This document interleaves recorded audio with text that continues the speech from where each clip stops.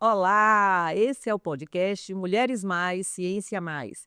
É um podcast vinculado ao projeto de EduCiência, que é um projeto realizado pelo Instituto de Humanidades, Arte e Ciência, com apoio da Academia de Ciências da Bahia, sob a coordenação do professor Luiz Augusto Vasconcelos e eu, Lin Alves. Esse projeto ele tem o objetivo de criar situações de aprendizagem no que se refere à ciência nas escolas da educação básica. E nosso podcast, Mulheres Mais, Ciência Mais, tem o objetivo de dar visibilidade às professoras e pesquisadoras que vêm fazendo a diferença na área de ensino de ciência, com projetos que valorizam e incentivam a presença das meninas e das mulheres na área de ciência. E hoje eu estou aqui super feliz, porque tenho o prazer de estar com a professora Carla Square, que eu não conhecia pessoalmente, gente, vocês acreditam? Pois é, eu já tinha conversado com a Carla algumas vezes, mas não a conhecia. Então estou muito feliz, né, nesse nosso episódio de ter a presença da professora Carla aqui. A professora Carla é professora titular da UFBA, onde ela fundou e coordena o grupo de pesquisa Gama. Ela é pesquisadora de produtividade do CNPq e atua nos programas de pós-graduação em engenharia industrial e em energia ambiente. E vem desenvolvendo métricas e modelos para processos mais sustentáveis, liderando iniciativas de letramento de dados e informação científica da educação básica à pós-graduação. Já viram que é um tema da ordem do dia, né? Letramento de dados. A professora Carla também é doutora em engenharia química pela Unicamp e com várias inserções em universidades internacionais, né, fortalecendo as redes e intercâmbios nessa área, tanto na Universidade da Califórnia, em Santa Bárbara, e foi professora visitante em Stanford, na Universidade de San Diego, na Universidade de Los Angeles e na Universidade de Hokkaido, lá no Japão. A professora Carla coordena o projeto, que eu sou fã, gente, vocês têm que seguir esse projeto, o projeto Meninas na Ciência de Dados e IA, e o programa Ciência de Dados na Educação Pública. Ela também é cofundadora da EIA, inclusive Salvador, e da R-Lade Salvador, sempre com foco em ampliar o acesso, a equidade e o impacto da ciência na sociedade. Então, vocês já viram que a nossa convidada é uma convidada muito especial, né, com muitas contribuições para dar para a gente aqui, no sentido da gente pensar mais sobre a importância de inserir mais as mulheres nas áreas ligadas ditas antigamente de áreas duras, né, nas áreas da ciência. Então, Carla, seja muito bem-vinda, é um prazer ter você aqui. E aí eu gostaria de começar conversando um pouco com você sobre a sua trajetória pessoal e profissional, assim, como é que iniciou sua caminhada na área de ciência, da educação científica, e especialmente a curiosidade, cara, minha curiosidade. Porque uma engenheira teve esse olhar e esse foco, uma engenheira dentro da universidade, fazendo pesquisa na universidade, teve esse foco para a educação básica.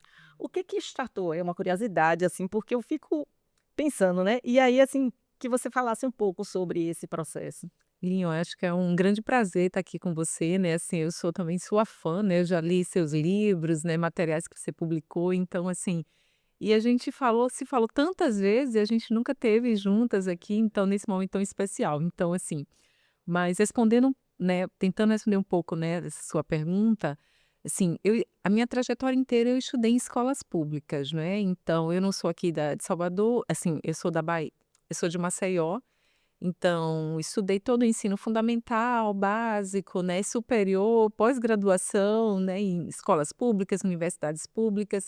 Então, eu tenho um grande apreço por esse movimento, por essa expansão de acesso. Então, a minha trajetória científica começou numa época em que a gente não tinha quase oportunidades, né? No curso de engenharia, nós éramos 3 meninas, né, num universo de 27, de 30, né, na engenharia. E as bolsas também eram muito escassas, né? Eu me lembro a gente, né, eu e outra colega conseguimos as primeiras bolsas de iniciação científica ainda. Então toda a trajetória, né, da graduação e depois eu fiz, né, mestrado, doutorado na Unicamp, né, numa área pouco ainda, né, eu digo assim, trabalhada ou pouco ocupada por mulheres. Então, eu sempre fui fã da área ambiental, sempre achei que a grande contribuição que eu poderia dar, né, ao nosso país era nessa área, e associar a área, né, de ciência de dados, que é um termo muito novo, antes a gente falava de estatística, modelagem, né, então a área inteligência artificial, então em 2000 isso era o que se falava também na área de modelagem, e assim, E sempre trabalhei nessa área, né, até a trajetória quando eu entrei na universidade, né, na UFM em 2009, passei um longo tempo. Mas sempre achei que, assim, por mais que a gente tentasse, a universidade ela querendo é muito difícil ela não se isolar, né, é muito difícil a gente ter, como engenheiros, né, pensar que ações a gente pode fazer mais direta à sociedade, dado que como engenheira química, né, muito da experiência que a gente tem em trajetória é ir para indústrias. Então assim, então algo que surgiu em 2015, através de uma dessas experiências fora do Brasil, foi verificar, assim, dentro de uma escola pública nos Estados Unidos, que os projetos de ciências de estudantes de 9 anos de idade tinham que ser fundamentados em dados. Então, havia feira de ciências e lá era obrigatório que houvesse experimentação, de qualquer forma, das mais simples possíveis. Daí, como eu sempre trabalhei nessa área de ciência de pronto, então a gente viu o que é que a gente pode fazer. Então, alguns anos depois, foi 2015, quando foi 2018, né, a gente tomou conhecimento desse edital, Meninas e Mulheres nas Ciências, né, na área de exatas, né, com a proposta de atrair meninas de escolas públicas para qualquer curso, né, para a área de exatas como um todo, para a universidade. Então, a gente propôs o nosso primeiro projeto, né, Meninas na Ciência de Dados. E daí, desde 2019, inclusive durante a pandemia, a gente expandiu de diversas formas, com diferentes apoios, e expandiu também para todos os gêneros, né? A gente tem ainda algo muito forte, né, para meninas, mas agora a gente trabalha com todos os gêneros em várias escolas aqui do município e do estado. Eu acho a sua história inspiradora, eu não sabia dessa essa coisa de ter estudado na escola pública, né, e eu acho que faz a gente entender um pouco esse espaço. Eu sempre digo, eu também eu sou filha de uma mãe professora de escola pública, estudei a minha vida toda também em escola pública, e aí quando a gente tem essa vivência, a gente consegue compreender melhor o contexto, e até nesses processos formativos, tanto dos estudantes como dos professores, né. E poder dar, mesmo, com todas as dificuldades que a gente enfrenta, essa contribuição, né. Agora nessa caminhada linda, assim, quais são os principais desafios, né, assim, e inspirações que você tem no percurso? Porque eu sei que você está sempre pensando coisas novas, né, e está sempre envolvida, né, em outras, ramificando essas possibilidades, né. E aí queria ouvir um pouquinho também, tá. Eu vou começar pelas inspirações, né? Eu diria que minha maior inspiração hoje, eu diria que são as próprias estudantes, né? A gente encontrar estudantes nos seus diferentes níveis. Eu não vou dizer nem que é só no ensino fundamental, né, no ensino básico, mas até na universidade. Estudantes que se aproxima ou que tem distanciamento de uma área, que a ciência de dados é uma área da matemática, né, então quando a gente chega no básico falando que é dessa área, não, essa área eu não quero de jeito nenhum, então desmistificar, né, essa percepção do que é essa área, até estudantes da engenharia, então só para você ter ideia, eu ministro uma disciplina que é estatística na engenharia, claro, ciência de dados, mas a primeira eu sempre faço uma pergunta a esses jovens: quem se matricularia nessa componente curricular se não fosse obrigatória? Aí ninguém. Então, assim, felizmente há todo um processo, né, porque são muitos anos, né, de encantamento desses jovens, né? Até eu brinco que eu sou uma super marqueteira da área. Então, e eles perceberem como é importante a gente reconhecer, né, é assim, o estudo da ciência, a ciência como um todo, que a gente trabalha sempre isso, mas orientado por evidências. E como é que isso se aproxima das suas realidades como engenheiros dentro da universidade ou estudantes de escolas públicas na sua diversidade de anseios, né? Que áreas eles gostariam de trabalhar ou de conhecer melhor, mas como é que isso poderia ser feito através, né, com o apoio dos dados, né? Então, assim, eu diria que a minha sempre me inspirei muito nessas jovens, me inspiro muito em movimentos coletivos, né, então a gente acabou de apoiar a criação de um coletivo lindo na universidade, né, na Escola Politécnica chamado Her Data. Ah, eu vi aqui, pois é, depois você pode falar. Pois é, então esses estudantes, então eu assim, me inspiro nesses jovens, eu diria que são as maiores fontes de inspiração hoje. Que bom, né. É engraçado isso. Eu também sou inspirada pelos alunos. Eu acho que esse brilhinho nos olhos, né. Quando a primeira vez que eu, durante a pandemia, foi a primeira vez que eu tive contato com as meninas do seu projeto. E foi muito lindo, chega a me arrepio, porque a forma como elas falavam do projeto, da experiência, aquilo me tocou profundamente, porque você sente que você está fazendo a diferença, né, assim, mesmo que seja um grupo pequeno, mas você tá aquilo ali vai motivando outras. E era muito linda a forma como elas falavam de como esse projeto, impactava, né, a gente até, analisou a fala dessas adolescentes, que foi muito muito muito bonito. Então assim, tem alguma mulher, né, ou mulheres que marcaram sua trajetória e que lhe inspiraram, assim: "Pô, essa pessoa é a minha referência, é meu ideal de ego"? Eu diria assim, como eu comentei, assim, a parte de coletivos, assim, movimentos coletivos, existe, claro, né, estudantes incríveis que, com diversas barreiras, dificuldades, conseguiram, né, crescer, encontrar seus caminhos. Pesquisadoras que atuam nas mais diversas áreas, né, trazendo ciência. Então, a gente tem vários exemplos no Brasil. Acho que seria para mim muito difícil nomear cada uma delas. E como eu sou muito fã de coletivos, né, e assim, seria muito difícil individualizar. Mas tem uma pessoa que realmente sempre me inspira, que é Gabriela de Queiroz, né. Então, ela é uma brasileira que atua nos Estados Unidos nessa área de ciência de dados. Na verdade, ela foi que criou inicialmente o Our-Ladies e o AI Inclusive, e a gente agora cria capítulos em várias regiões do mundo inteiro. Então, ela é uma pessoa muito inspiradora que trabalha também junto conosco, né, com a comunidade muito grande de profissionais, nesse movimento de equidade na área de ciência de dados e de IA voltado para minorias. Muito legal. Você pode falar um pouco mais de projeto do Leis, né? Pronto, pronto. Então a gente tem assim, aqui a gente apoiou a fundação de 2 núcleos, né, que é esse, o A-Ladies e o IA Inclusive. O A-Ladies, ele tem que objetivo? É apoiar que pessoas, né, minorias de gênero, elas se aproximem de uma área que é uma área de programação naquele movimento do programação em R, né, porque esse R, essa programação. Por isso que se chama esse R, é do R Ladies.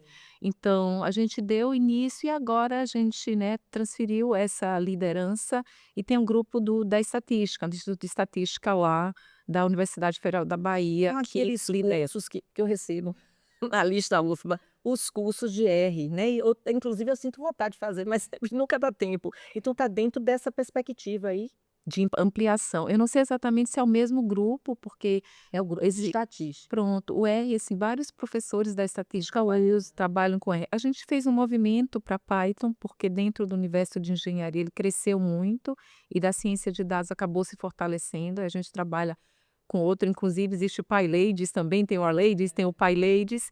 E o EA Inclusives era para promover o quê? Também a integração de minorias de gênero na área de inteligência artificial.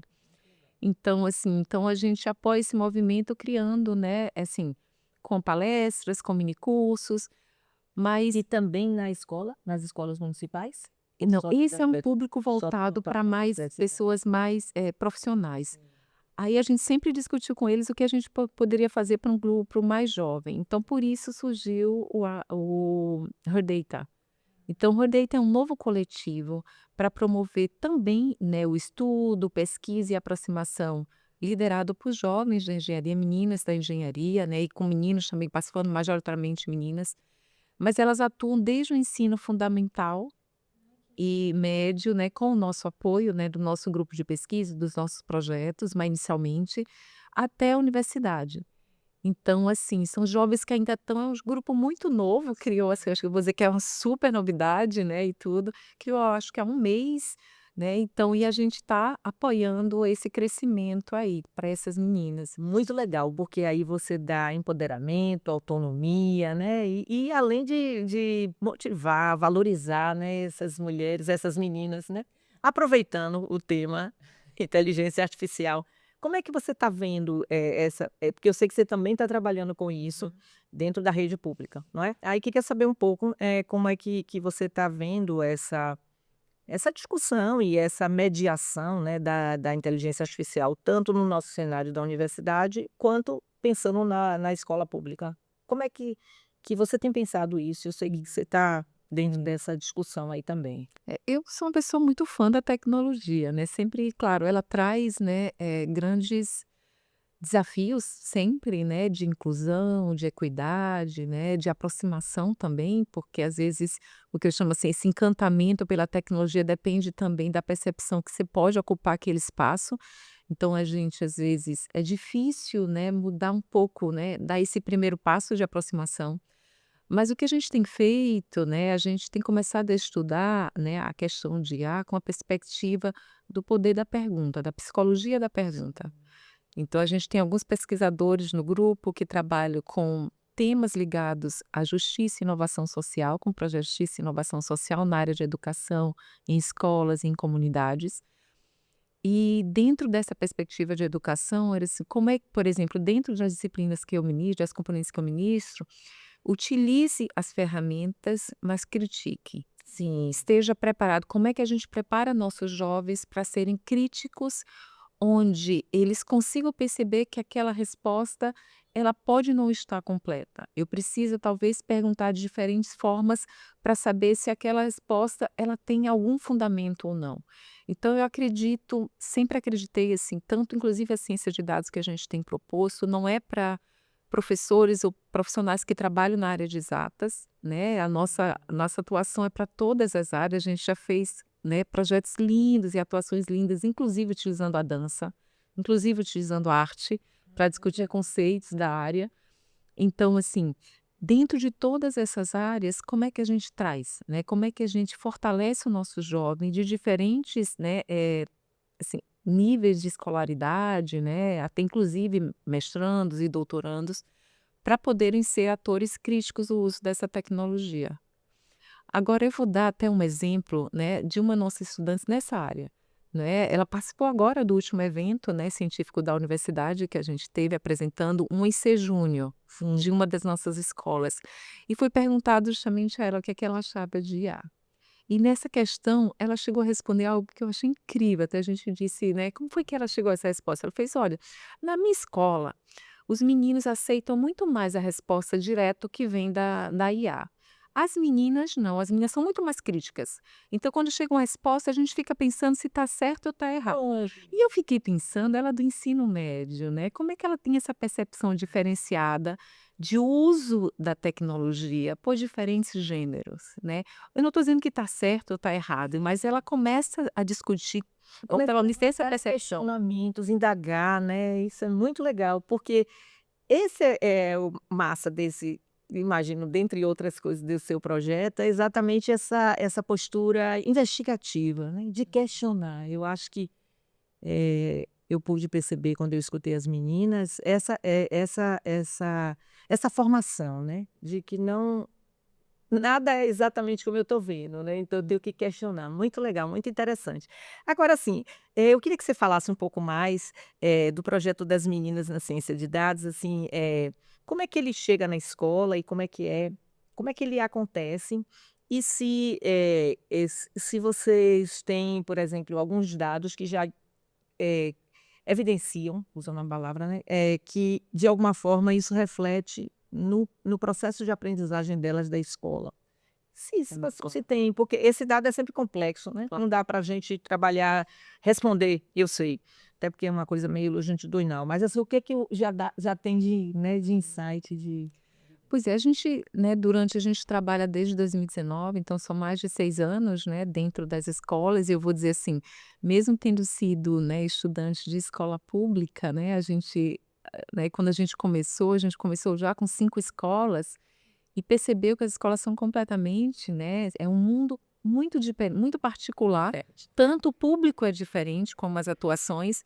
Então a gente começou inicialmente com um projeto com escolas que ficavam próximas à universidade, né, à escola politécnica, por uma questão de recursos, Uhum. de mobilidade. E porque muito do nosso grupo eram, assim, estudantes e professores voluntários que abraçaram a proposta. Isso foi Ai, lindo, que lindo lindo. também isso, né. Porque, assim, professores de engenharia a gente vê, eles querem atuar mais próximo à sociedade, mas muitas vezes eles não sabem como. Então, eles abraçaram a proposta, cada um nas suas áreas. Foi lindo, lindo. E nas escolas também. E, assim, um receio das escolas é porque, assim, será que essa proposta ela dura um ano e depois desaparece? Então, a gente, como permaneceu há muito tempo, acabou fortalecendo muito esse vínculo. E esse ano, né, a gente teve mais uma proposta aprovada, então inicialmente teve, né, o apoio do CNPq, depois a gente teve a Fundação Itaú Social, com grande apoio nosso, então cresceu bastante a proposta e a gente retomou com o CNPq agora, e retomou com uma notícia que eu acho incrível, que assim, a gente conseguiu tem um termo de colaboração agora com a Secretaria Municipal de Educação. Grande conquista. Então a gente agora trabalha com escolas, né, com a gerência da Orla, um piloto em 4 escolas, desenvolvendo uma estrutura de material, né, e de atuação junto ao professor, formação de professor e de jovens que possam ser levados para a sala de aula. Inclusive a gente tem bolsistas, 5 bolsistas professores das escolas que vão todas as sextas-feiras, com 20 estudantes das escolas também, e juntos nós atuamos nessa formação e na construção desse material. Na proposta de, a partir do próximo ano, a gente expandir. Então, a gente trabalha em algumas frentes, a maior é ciência de dados, né? Então, mas temos inteligência artificial, a pensamento científico, né? Como é que a gente lida com, né, com essas tecnologias, mas desenvolvendo projetos, que aí o jovem vê uma aplicação. E a força do protagonismo social, racial e de gênero. Então, os temas são muito aplicados ao reconhecimento da cidade e da sociedade, inclusive das dinâmicas de transformação da cidade e da sociedade. Porque os nossos jovens, eles têm, como nós, né? Não vou dizer que eram eles, eu acho que a gente também era assim quando era jovem, a gente tem uma visão muito estática da realidade. A gente vê uma realidade hoje e acredita que aquela nossa realidade é para o futuro também. Então, eu acredito que da forma que a gente atua com eles, mostrando que as estatísticas da cidade mudam, que a cidade está em transformação, eles começam a perceber, poxa, se está se transformando, quer dizer que a minha realidade também pode se transformar? Pode. E como é que eu participo dessa transformação?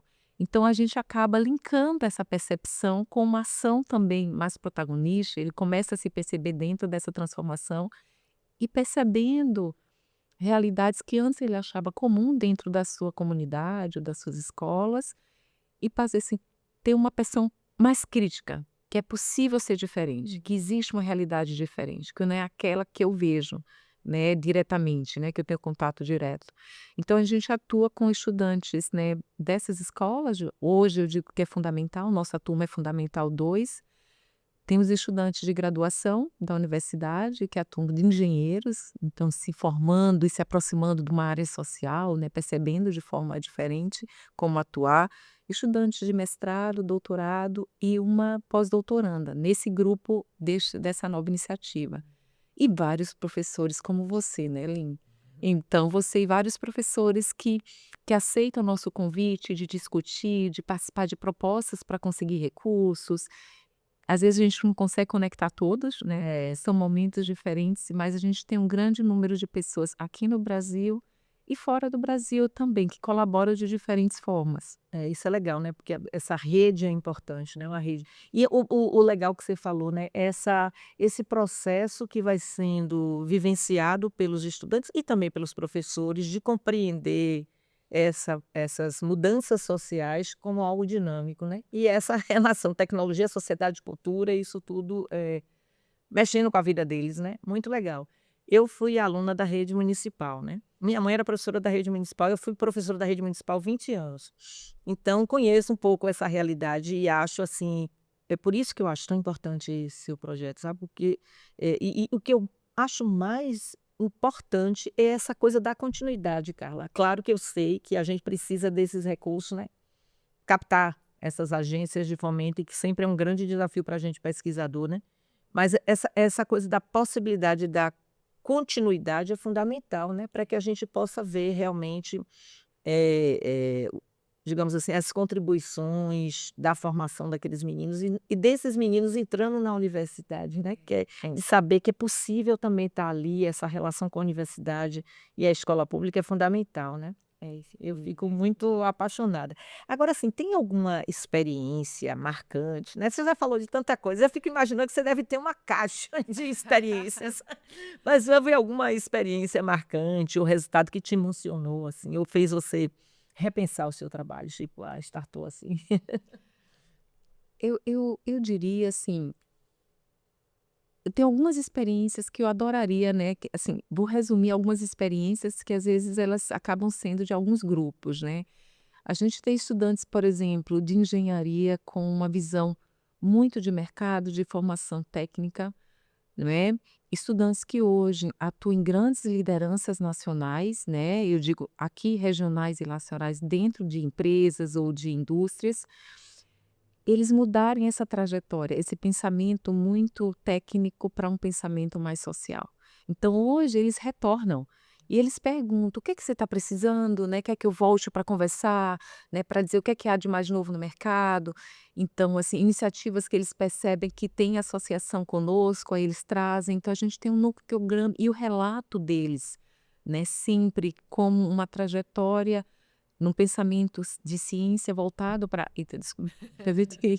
Eu digo um pensamento de transformação científica, porque o nosso jovem, a gente tem ideia que ele chega na universidade e tem acesso a tudo, na verdade não, nem todos reconhecem que a gente, né, desenvolve novos produtos e processos, trabalham com ciência e tudo, eles não reconhecem a não ser que eles tenham esse contato. Então esse é o primeiro. O segundo eu diria com as próprias jovens da educação, né, básica. Algumas já entraram na universidade, já estão entrando com relatos incríveis de transformação, não é? E as jovens ainda mais jovens, onde após o encantamento elas começam a relatar como isso mudou, né, na sua casa, na sua escola, e trazer questões: "Eu posso pesquisar isso? O que é que eu posso fazer?", ou de esperança, né. Elas relatam, muitas delas, que elas viviam no universo de descrença, ou de, assim, pelo entorno, né, o que é que ela poderia ser, somente sendo meninas, e depois elas se transformam em uma autoimagem mais fortalecida, onde ela diz: "Eu posso fazer, eu posso ser". Então isso sempre me emociona, esses jovens sempre me mencionam. Essa coisa do fortalecimento da autoestima, né, de saber: "Eu sou capaz, eu também posso estar aí", né. Eu acho massa, essa uma coisa que sempre me mobiliza também. Assim, toda a trajetória, né, ela tem desafios, né, então, assim, quais os principais desafios enfrentados por mulheres na ciência e no ensino científico hoje para você, Carla, que você consegue visualizar, assim? Eu acho que um grande desafio, para mim, eu acho que o principal, são as, né, as mulheres e as meninas se perceberem dominando, né, ou pelo menos transitando ou ocupando espaços e que sempre foram majoritariamente masculinos. Então, assim, essa mudança de percepção, de ocupação de espaço, eu acho que é um grande desafio, um grande desafio. Então, é importante, claro, né, de apoios, né, do governo, né, e também, né, privados, públicos e privados, para criar estratégias ou editais ou formas de atrair, que não é só essa forma de mídia, né, onde aparece, mas formas de editais onde se reconheça, por exemplo, quando onde edital é amplo, como é que mulheres que tiveram filhos ou que tiveram alguma trajetória, né, que não é reta, né, diversas trajetórias que são de dificuldades, como é que a gente reconhece a força dela, a importância dela ocupar e ter acesso àquele edital, àquele recurso. Então o grande desafio, eu acho que o maior é esse. E o segundo, eu vou dizer assim, dado que a gente consegue um apoio, até como você acabou de comentar também, assim, como é que esse apoio ele pode ser continuado? Porque, assim, uma dos grandes nossos desafios, até para estabelecer métricas de apoio, apesar, assim, infelizmente, a gente sempre teve grandes apoios, né, públicos e privados, assim, os apoios eles não eram de longo período. Eles eram renovados a cada ano ou a cada 2 anos. Então, como é que a gente constrói uma ação onde a gente possa acompanhar essa intervenção, avaliar o impacto dela? Então, a gente tem vários indicadores de estudantes cujo desempenho eu até vou comentar contigo, Linha, assim, o incremento do desempenho em matemática, mesmo com o nosso apoio, ela é muito difícil, porque a fragilidade é muito grande. Exato, exatamente. Então, apesar da gente ver um incremento maior, a percepção maior de, né, assim, de incremento em desempenho dentro da escola em todas as disciplinas, inclusive em matemática, mas a gente percebe menos, assim, o tamanho por causa das fragilidades que se tem. Então, essa ação, esse projeto ligado à ciência de dados, eu sinceramente acredito, e se for abraçado por um grupo, por professores de diferentes áreas, possibilita que aquele jovem que adora jogar futebol perceba se, assim, no seu cotidiano, ele use dados para tomar decisão, enquanto está jogando, enquanto está decidindo, ou na sua carreira. Ou jovens que gostam, por exemplo, da área de veterinário, diga, não, mas eu posso, né, ser cientista de dados na área de veterinário? Pode ser. Então, esse jovem perceba a área da matemática no seu cotidiano. Presente em tudo, né? E aí talvez romper o estereótipo de que só aquela ideia, né? Só os escolhidos podem aprender matemática, É isso. estatística. É isso mesmo. Até porque existe uma crença equivocada, assim, que você nasce com aquele dom, né? Exato. Você é bom nessa área.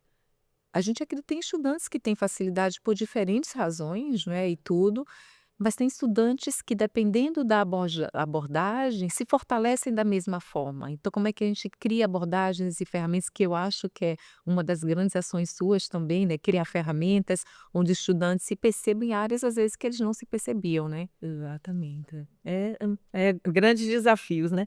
Assim, e eu acho que você já falou, mas eu vou, colocar, você já falou isso, eu acho, na sua fala, como você enxerga o papel da escola, né, ou da universidade na formação das meninas para a ciência. De alguma forma você já falou, mas se você quiser, resgatar algum ponto mais. Pronto. Assim, eu acho que todas nós, né, que trabalhamos na área de ciência, achamos importante que ela comece desde cedo, né? Mas como é que a gente consegue apoiar de alguma forma? É criar estratégias, porque assim, se o professor da escola não teve uma preparação, né, uma formação ou uma aproximação da área científica, por mais que ele ache bonito e queira trabalhar, ele não consegue, né? E existem várias, né, também dificuldades dentro da escola pública, né, dessa formação mais ampliada do professor.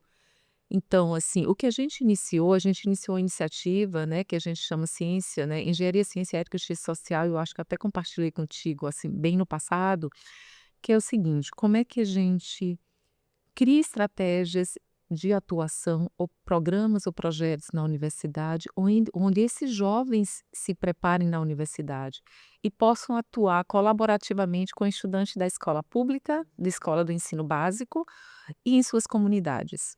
Então, a gente tem agora uma iniciativa já há 2 anos que a gente está experimentando, onde a gente, em 2 semestres letivos, no primeiro, jovens da universidade, eles se fortalecem ou se aproximam da área de ciência, de questões de ética, de justiça social, começam a perceber o seu entorno, né? Ou seja, existe uma escola pública próximo, né, onde eu moro, então existe isso, amplia, né, capilariza bastante a atuação, ou uma associação, isso no primeiro semestre, e propõe uma forma de atuação junto a uma escola ou junto a uma. E no segundo semestre, a gente apoia essa aproximação e, se der tudo certo, ele começa a desenvolver, não é isso? Essa proposta no segundo semestre, mas junto com estudantes em diferentes níveis de formação ou com associações de um bairro. Então a gente teve, até eu brinco, né, a gente nesse último semestre a gente fez uma ampla divulgação em 2025, a gente teve 60 inscritos numa componente eletiva de engenharia, chamada Engenharia, Ciência, Ética e Justiça Social. Eu fiquei super feliz, porque a gente teve, né, convidou pessoas para falar com eles, desenvolvimos, entramos muito na área de inovação social, como é que a gente promove ou pensa em como inovar dentro da sociedade. Então, estratégias como essa, onde a gente possibilita que os nossos jovens, eles conversem, né? Como é que a gente. Então, isso atrai bastante. Então, o que eu percebi, até a permanência dentro da universidade é fortalecida, né? Aquele jovem fica com um olhar diferente. Esses jovens, quando chegam na universidade, eles podem, e quando saem, eles com o tempo, eles começam também a ter, né, ações de liderança na sociedade, nas suas empresas, e eles podem também, né, ter outro olhar, até mesmo de interação com a universidade, com as escolas. Então, esse é o formato que eu acredito, é de aproximação, mas aproximação e atuação, de proposição. Então, eu me aproximo, eu ajudo o jovem a se ferramentalizar também, porque às vezes se a gente discute uma sociedade que pode ser diferente, mas não ajuda esse jovem a perceber que estratégias ele pode participar dessa transformação, ele pode se sentir perdido. Exato. Ele olha e diz assim: "Sim, mas O que que eu eu não posso sei o fazer? que eu faço?". É. Aí quando você diz: "Não, você pode", né, que momento você pode atuar? Você pode propor algo dentro da sua escola, dentro da sua comunidade, dentro da sua casa, e a gente mostra caminhos em que essas transformações podem acontecer e como é que ele pode liderar, muda muito a percepção dele, né, como indivíduo, né, dentro da sociedade, até se encontrando, né, porque às vezes a gente fica perdido: "Eu tô aqui por quê?", É. né. Então acho que é isso. É, ele se implica, né, dentro da realidade dele. Isso é muito importante, eu acho também. Agora, assim, que mudanças estruturais você acredita que devem ser urgentes para que a gente possa ampliar, né, a presença e a valorização das mulheres na ciência? Você já trouxe vários elementos, mas assim, em nível estrutural, né? A gente sabe hoje que, graças a Deus, tem crescido o número de pesquisas e também editais para viabilizar isso, né? Mudanças, inclusive, como no caso da gente, né, se você está gestante, então aquele período vai ser respeitado, considerado, não vai impactar na sua produtividade, digamos assim, na avaliação que a gente sofre cotidianamente. Mas assim, você consegue pensar ou ter ideia, assim, ou já tem provavelmente, deveria ter tais e tais mudanças que eu acho que poderiam ser encaminhadas em nível de governamental, né, sei lá, Uhum. políticas. Eu diria, assim, algo, né, que talvez, claro, assim, a questão de editais você comentou super bem, né, a gente tem vários editais agora, né, então assim, mas os editais na área de tecnologia ainda carecem de uma percepção diferenciada do que a produção, né, masculina pode atingir e, né, de mulheres também pode atingir mediante, né, por exemplo, maternidade, afastamentos, tudo isso, claro.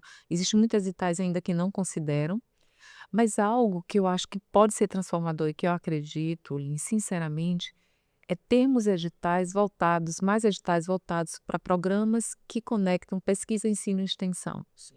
A maioria dos nossos editais são para pesquisa, não é? A tributação também, quando a gente recebe, né, recursos públicos e privados, não digo privados, públicos, mas privados, a tributação, quando não é projeto de pesquisa, é muito grande dentro da universidade. As taxas Sim. são muito grandes, então aprovei um projeto de extensão, qualquer fundação é muito alto em comparação à pesquisa.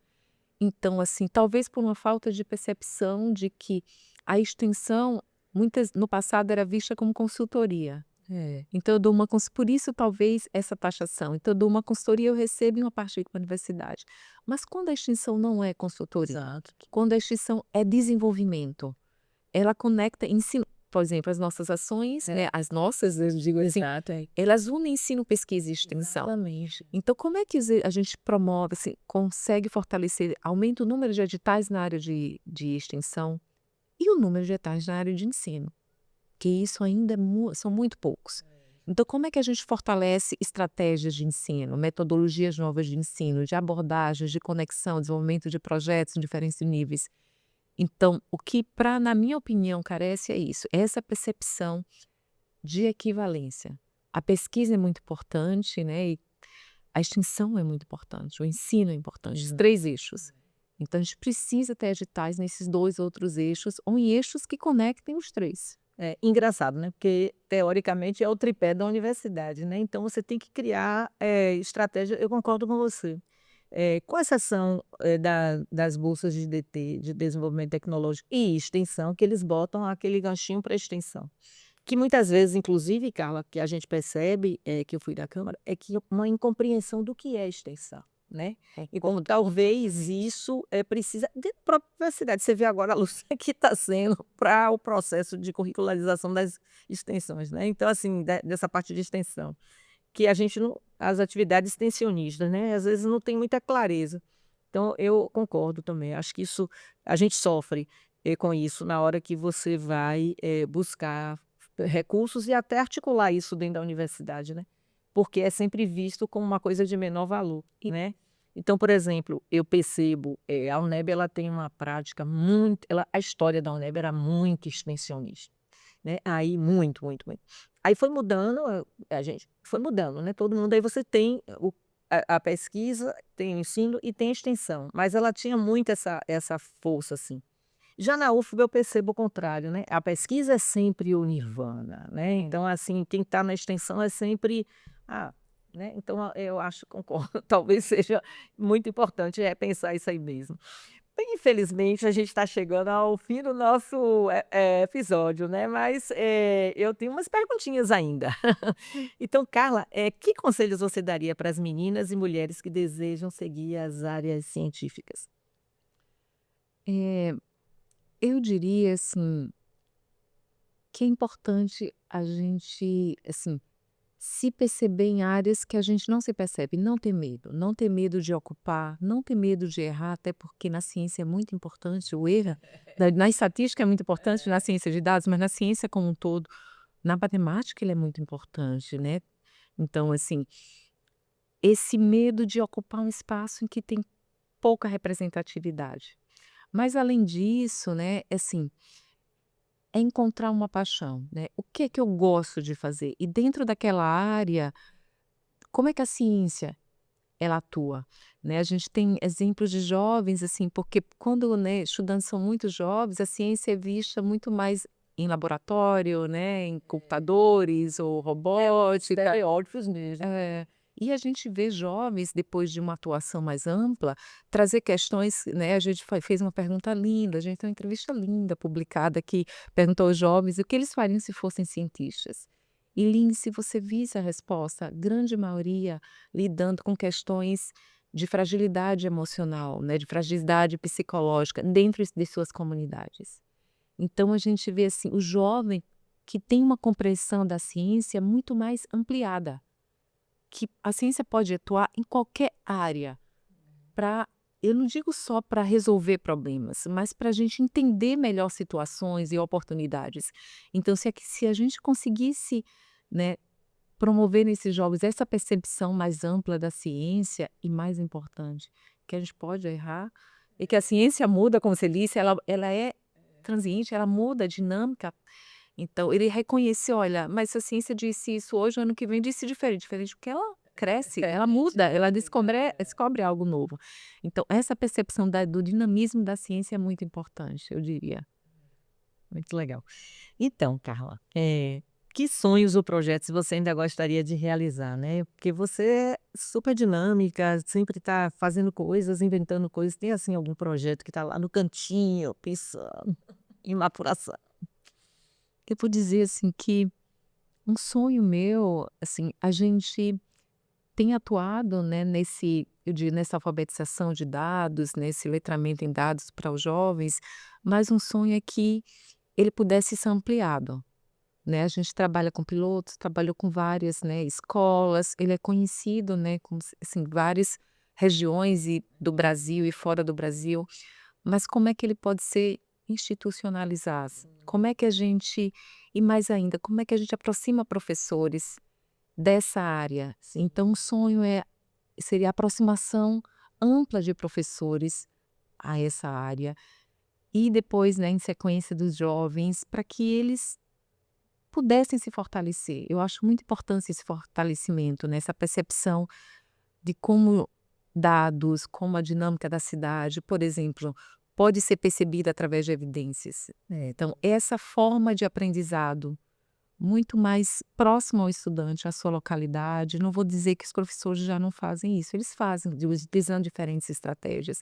Mas como é que a gente apoia, esses professores? Então, é um grande sonho que eu tenho, que é muito difícil, né? Muito difícil. Mas é um sonho bonito, né? Assim, eu acho que tudo que você faz, eu sempre gosto de dizer, é trabalho de formiguinha, né? Então, tudo que você faz, seu grupo faz, tá, vai ajudar a consolidar isso, né? Mesmo que seja a médio e longo prazo, porque tem outras dificuldades. Mas, Carla, que mensagem você gostaria de deixar para as nossas ouvintes e os nossos ouvintes aqui, né, do podcast, sobre essas discussões todas que tensionaram aqui nossa entrevista?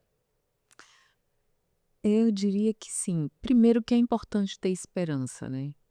Esperança em uma nova realidade, esperança em que a gente pode mudar, que a gente pode, né, promover mudanças, mas a esperança a gente precisa fortalecer. Como é que essa esperança ela se transforma em realidade? Então eu diria aos jovens assim, que ocupem esses espaços, não é isso? Que cheguem, pesquisem o que é a universidade. A gente tem várias, assim, formas de apoiar a manutenção de jovens dentro da universidade, com diferentes bolsas também. A universidade pública, ela tem promovido isso, e às vezes o nosso jovem não tem acesso. Então, assim, eu diria como mensagem: busquem essa informação, né? E eu digo isso para os jovens mais jovens do ensino básico e do mestrado e doutorado, né? Ou, né, estudando seu mestrado, doutorado e graduação, que assim, se aproximem da sociedade, né, desenvolvam suas pesquisas, mas reflitam sobre como essas pesquisas elas podem atuar, qual o impacto delas na sociedade. E se não há nenhum impacto visível, como é que vocês podem transformar para que elas tenham alguma aproximação, né, que impactem de alguma forma. Então, eu diria assim, esperança, reflexão e ação, eu diria essas 3. A gente tem até uma frase muito bonita a gente diz assim: "Conhecer e experimentar para compreender e transformar". Esse é o lema da nossa, né, de todo esse programa que a gente tem. Então, eu acho que esse reconhecimento é muito importante, né. E ter parcerias, né, conhecer, existem mulheres incríveis, né, dentro da universidade e de vários órgãos também não governamentais, que estão aí abertos a receber jovens, né, com projetos lindos. Então busquem, busquem que há, e vocês vão encontrar, né. Pois é, muito lindo esse fechamento, eu acho que é inspirador. Aliás, toda a sua trajetória para mim é inspiradora. Então eu queria super agradecer a sua disponibilidade, Carla, a sua participação, a generosidade de estar aqui com a gente, de estar compartilhando, eu estou super feliz mesmo. E assim, para mim, conhecer mais o seu trabalho aqui nesse bate-papo informal foi super importante, até para quem sabe a gente fortalecer nossas parcerias, né? Eu acho que é fundamental. Então, assim, muito obrigado por compartilhar, tá? Aqui. Muito obrigado mesmo. E aí, gente, esse podcast maravilhoso com a professora Carla vai ser divulgado no Spotify, no YouTube e também no Instagram. E vocês vão poder acompanhar, na verdade, o podcast é para despertar o desejo de seguir a professora Carla e o seu projeto nas redes e tem dentro da universidade, né? E poder compartilhar com outras pessoas também. Então, assim, eu queria agradecer mais uma vez a Carla e convidar vocês a, seguir a gente nos perfis, né, e seguir o Educiência nos perfis do Instagram, do Spotify e do YouTube. Obrigada, até o próximo.